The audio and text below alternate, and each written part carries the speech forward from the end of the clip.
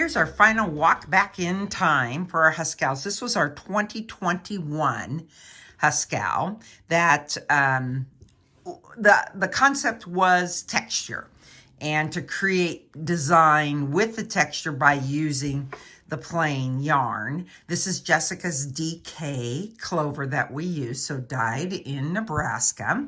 And then it's also a color block. So you can see, and it's a long scarf. It's a color block scarf that has 3 colors. We had many customers that did it all in one solid. There's an I-cord that happens at the beginning and end of each row.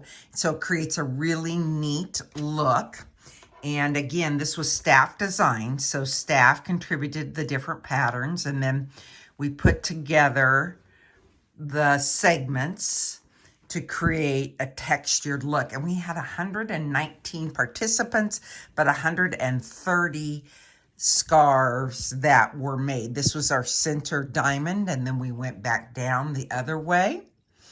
And this was our first year for offering different colors. So it wasn't strictly a Husker red, white, and black or gray. We had some really beautiful kind of a green color that was available. You could do a gray, an all gray, a gray color block one. So we really had some nice options with this particular HusKAL. So that was our 2021 HusKAL, which will bring us up to your finished project of 2022.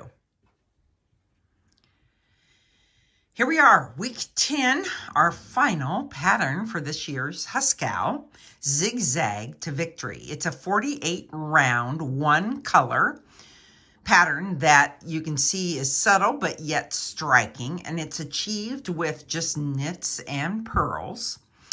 It's a quick knit, great way to finish the project.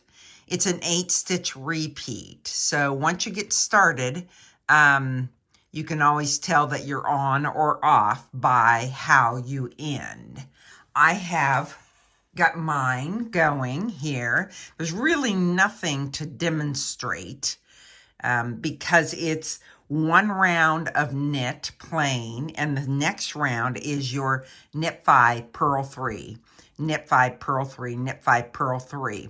And then your next round will be a plain knit round.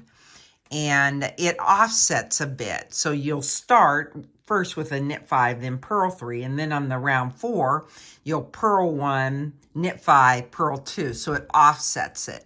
And it offsets it up to here, and then it'll offset it back this way to create the zigzag. I've got 2 repeats. There's 4 repeats of a 12 round pattern. And once I'm done, then we will come back and take a look at how we're going to block the project. And after it's blocked, then we will look at how we will Kitchener in the round to join our project. All right, I have completed round 49. And if you'll remember, I moved my beginning of round to the middle so that when I added yarns in, it wouldn't be added here over in the end. You've got to get your working yarn back over here to what would be the beginning if you did this. And so in essence, I'm going to do another 3/4 of a round so that my working yarn will end up over on the right hand side. And you do not want to cut your yarn, although we are going to weave in. It says do not cut yarn. We are going to use this yarn to do our Kitchener. And so I would leave, I am going to go ahead and cut mine, and I will leave about a yard, maybe 40 inches, and then I may even trim that more. But I'm going to finish working here. I'm going to go ahead and take this marker off now, remove that, and then I'll work around and end here. And then I'm going to show you how to block to block the project. Okay, I'm ready to do my wet blocking. I am going to wet block this project. I like to use I bought this as a dish pan, and you can do it in your sink, but this I can just keep clean. I've added the eucalyptus, which we carry at the shop, and it is a no rinse. So even though you see suds in here, you don't have to rinse the product out. And it says fill basin with tepid water, kind of lukewarm water, and then squeeze the article gently and soak for 15 minutes, a minute minimum. And this has got a scent of eucalyptus. The eucalyptus does not stay in the product. It just smells nice for what you're working on. So here's our project.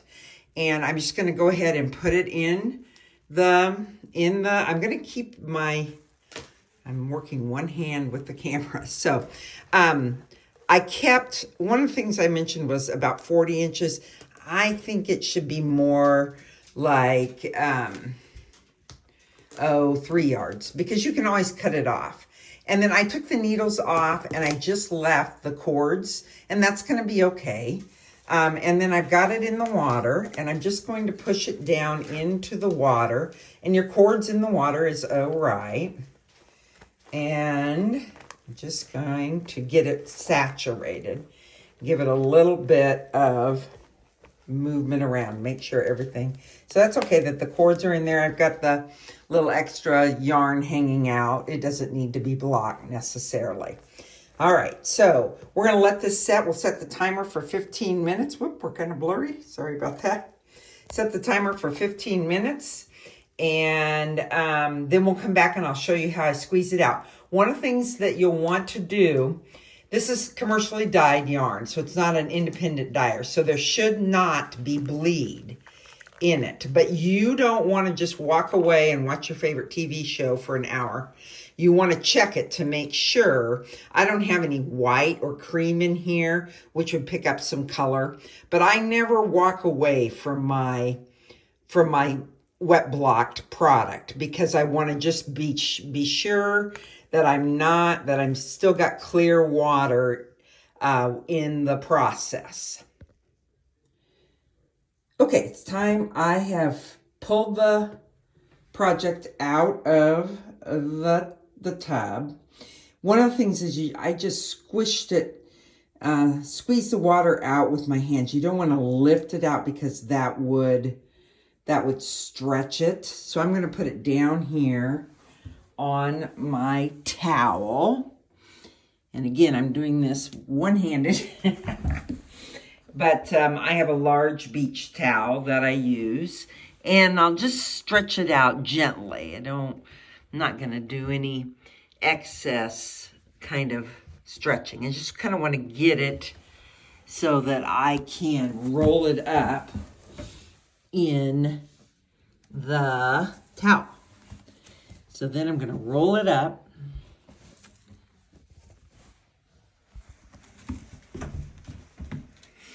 And you will want to stomp on it. So roll it again. And then you will just take and press the water out with your feet. So you just stomp, stomp, stomp, stomp. And I'll go down, and you can see where you're getting quite a bit of water still out of the project. So you do that. Let's take a look at our water. We did have a little bit of leaching with it. It looks like it was kind of the orange color, which is not uncommon with the red or the orange color. It's not going to be a problem in my project. I think you'll see that when we're done. I'm going to take this, and then we're going to stretch it out on some blocking boards, and I'll show you how we do the final block to get it ready to go. All right, we are ready to block. You can see that my blocking mats match my carpet. But this is a Cocoa Knits that has these little like puzzle piece blocking mats. I like them a whole bunch. Might be something you want to put on your holiday wish list. And then I use the knit blockers that come from Knitter's Pride. I've had them out because I've been blocking before. So I wanted to show you, and we carry these as well. And in a minute, I'm going to unwrap the project and kind of smooth it out. Okay, here's our project out of the towel. And it's actually feels pretty dry. And so I'm going to take it off the towel, and then I'm going to stretch it out, and then I'll show you how I pin it down. You can hear Millie. She doesn't like it when I come downstairs and leave her upstairs. Okay, here it is. Laid it out. And I just kind of use both my hands to just kind of smooth it out. Now, I'm not going to probably pin all of it, but I am going to look at areas like here that we need a little bit of a pin. Some of my color work areas need some attention that way. All right, I've used the Knitter's Pride blocking blocks, and I've kind of put them, as I mentioned, where I have more color work. Now, what you can do in your blocking is you can actually measure if you want to be as exacting as that. So I'm not as exacting as that. And I just put them where they need to be. I didn't do one down here because of the cord that's in there. And it actually feels pretty darn dry. I'm sure it will be ready. This is the evening, so I'm sure it will be ready by the morning. Millie, again, just wants to make sure you know that she's still here. Thanks for listening. Okay, my scarf is blocked, and I'm ready to join my ends, and we're going to do a Kitchener stitch, which then looks like a knit stitch. So you can really not tell that this was open-ended at one point. So I have the end that we began with, seems like a long time ago, and then the end that I finish with. If you remember, I had the cord on, and I put the needles back on. I just left the cord in, and I'm using a 3. Many of you might be using a 4, depending on, this would be your regular size needle, the one that you use the whole way through, not the one that you went down to. So I have that set and ready to go. I have my stitches evenly distributed. I have 80, so I have 40 and 40. And then I've got another needle that's ready, and it's magic loop. So however you did the project is however you need to do this. So I'm set up with a 3s as a magic loop. And then we're going to get ready to remove this waste yarn. I cleaned up my ends that were here. Some of them were tied, some of them I wove in, got them all kind of tucked up and tucked in because we're ready to be done. And I want to show you how we're going to take the provisional cast on out. Your provisional cast on, this is the beginning and this is the end, and you do a number of chains on the end. I always just put a little stitch marker in here, just as a good reminder. Most times it makes sense, but sometimes it does not. And then you've got to pull your first tail back through. Now, if it's done right, it will simply unravel like this. Now, you could just pull the whole thing out and then come and pick up your stitches. But if you're not comfortable with that, and really what I do is this. So I'm going to turn the project around. I'm right-handed so that I can work the stitches. And so I will pull the first stitch out.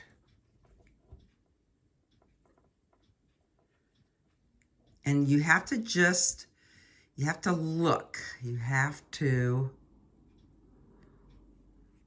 and you can also look at the columns. Okay. And you're going to want to come from the rear of the stitch. Now, since I tension my yarn in my left hand, it works kind of nice for me to just kind of pull this one at a time. So you just have to find kind of your rhythm with it. So sometimes it's easier to pull it so that you can see the stitch like that. Or if you're more comfortable, you can lay back, lay it over, and stick your needle in and then pull the stitch out. Okay, so there we go. Let's do it again. Put your needle in from behind, rear to front, and then pull your provisional yarn out. And now I'm starting to capture those stitches. And sometimes you catch like a thread or a fiber of that provisional yarn. So you have to just get it as clean as you can. And then they'll just start to come right off. This is why we like to use the cotton yarn. You would really know that with this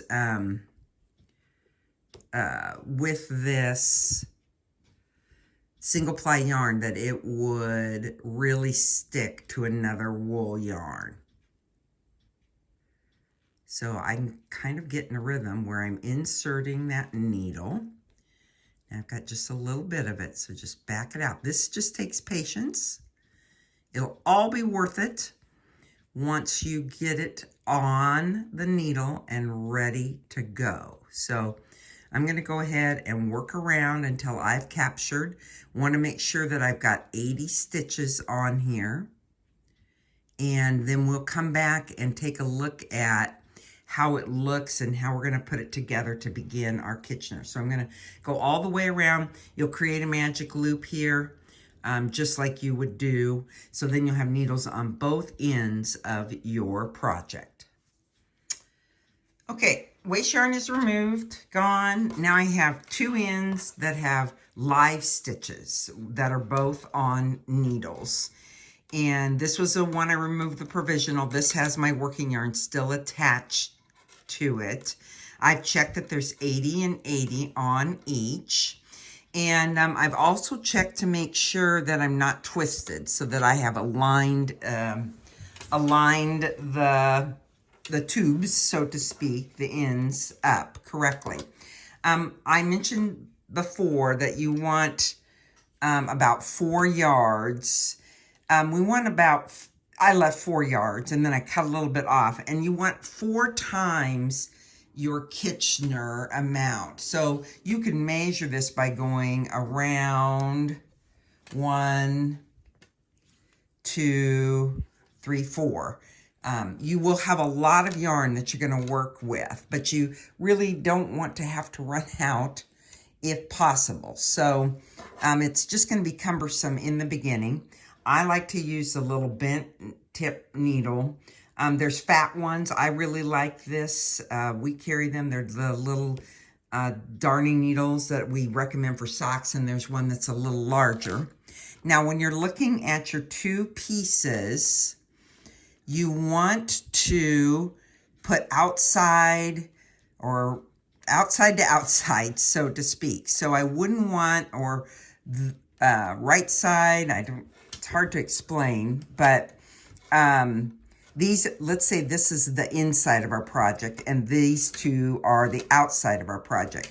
The insides need to be together, and then the outsides need to come together. And your yarn is attached to this back needle. So we have to do what we call a setup.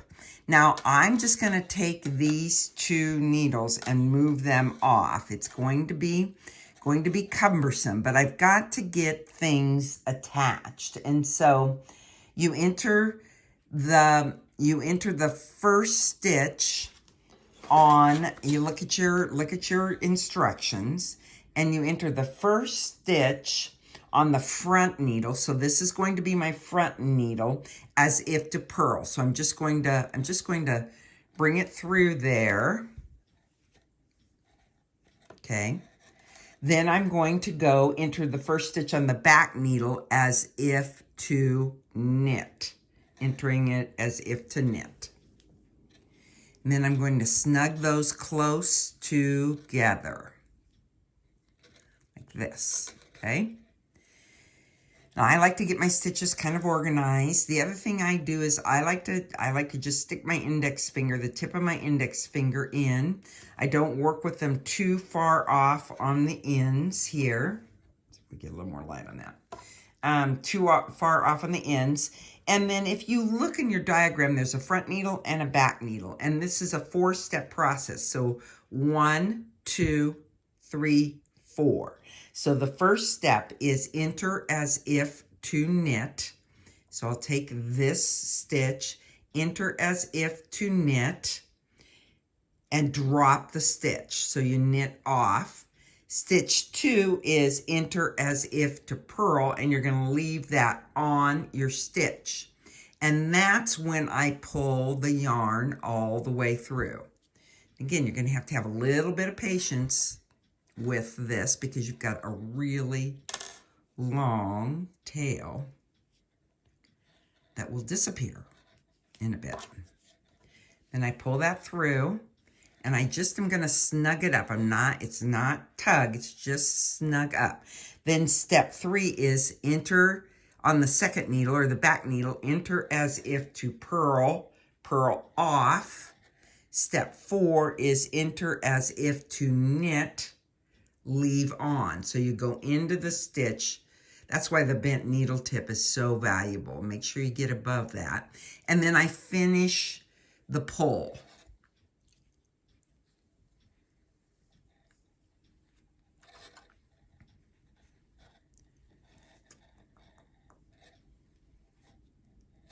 And then we're just going to turn around and repeat it. Okay, so let's do it again. Step 1, enter as if to knit, knit off, pivot, enter as if to purl, leave on, and pull through.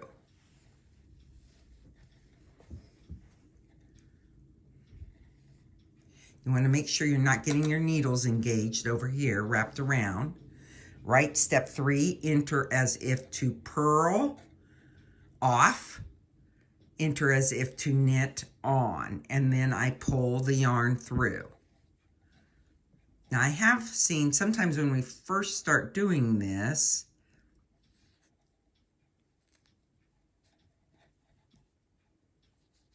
people will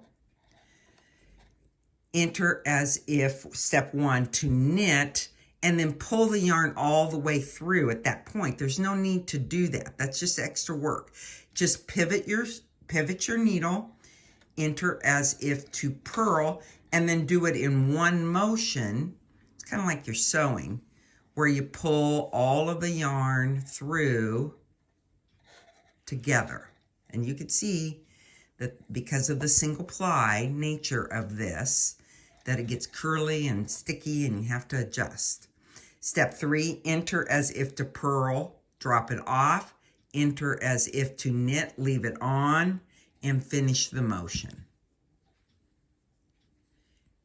And give it just a little bit of a snug. You can start to see that we're building corresponding knit columns. So I always like to work with kind of a mantra. So knit off, purl on. Knit off, purl on, purl off, knit on. So it's 4 steps to create. It's just a super neat stitch. People often are intimidated by it. There's no reason to be. Again, I find how I'm holding it makes the difference so that I can see what I'm doing. I've got a little space. Knit off, purl on, meaning it stays on. Purl off, knit on. Okay, I'm going to continue on, and then we'll come back and we'll talk about how we make the turn to finish needle 2 if you're working on a magic loop. If you're going around, you'll just continue to go around. But do you see what a neat little stitch that's making and how it's going to look like it was never apart? Okay, I'm down to my last 2 stitches that I would start working the knit off purl, where I need to work the 4 stitches. So I'm going to show you how I'm going to flip those around. But I want to also reiterate not to pull this too tight because it will pucker. So just make sure that you're not getting it too tight.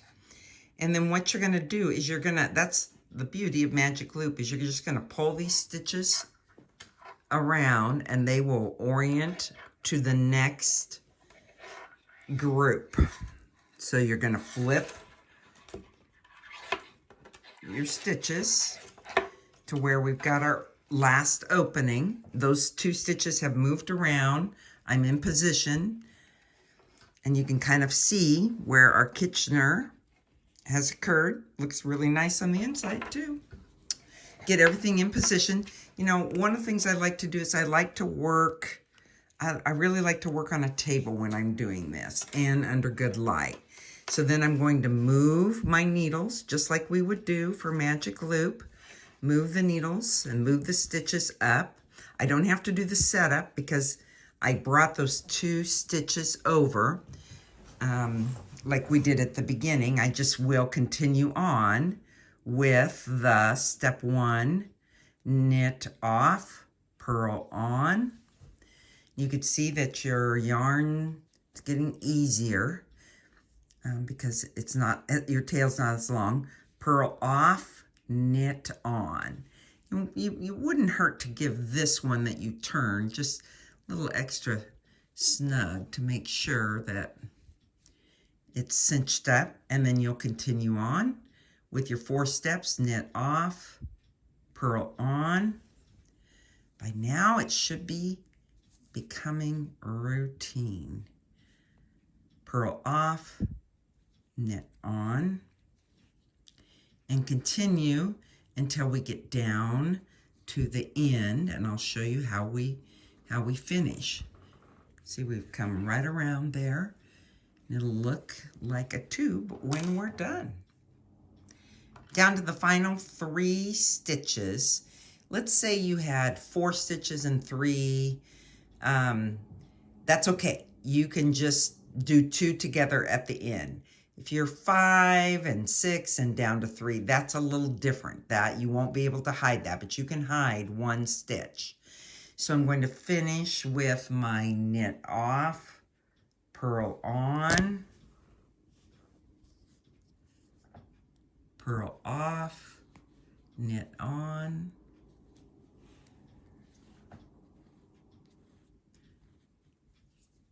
knit off, purl on, leaving that 1 stitch there, and then purl off, knit on. And you say, well, what am I going to do with these 2 stitches? So you'll simply finish with a knit off the front stitch and knit off the back stitch. Pull in.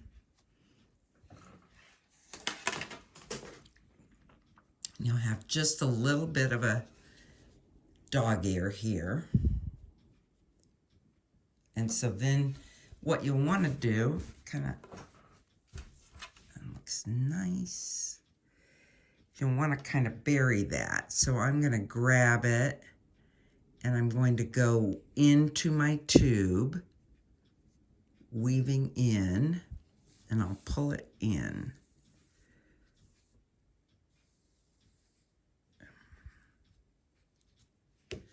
You just kind of have to work it. I'm going to open it up. There we go. Pull it in.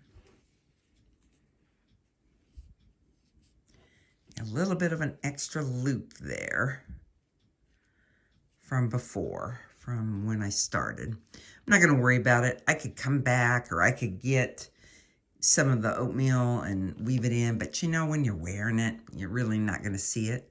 And then I'm going to pull it back through here, and then I'll just simply, I give it a little bit of a tug, snip it off, and then pull it back. Voila. Sweet. The other thing I like to do once I've done this, I'm not going to reblock it, but I will get my iron out and I will steam this. And that'll make that really behave and look nice. Isn't it amazing how you really can't tell? I'm confident you'll be able to get the Kitchener done. Just be patient. If you would happen to twist it, don't worry about that, because we do wear it twisted. If you want to, you can wear it that way. So that completes our 2022 HusKAL. It's hard to believe that the 10 weeks or 12 weeks with the bye weeks have gone. I hope you enjoyed it as much as we enjoyed creating it for you. Thank you for participating. Thank you for being just really faithful to our HusKAL event. It's been a fun journey. This is number 8. And we're excited as we're starting to think already about what year 9 will look like. So enjoy wearing your HusKAL this upcoming year.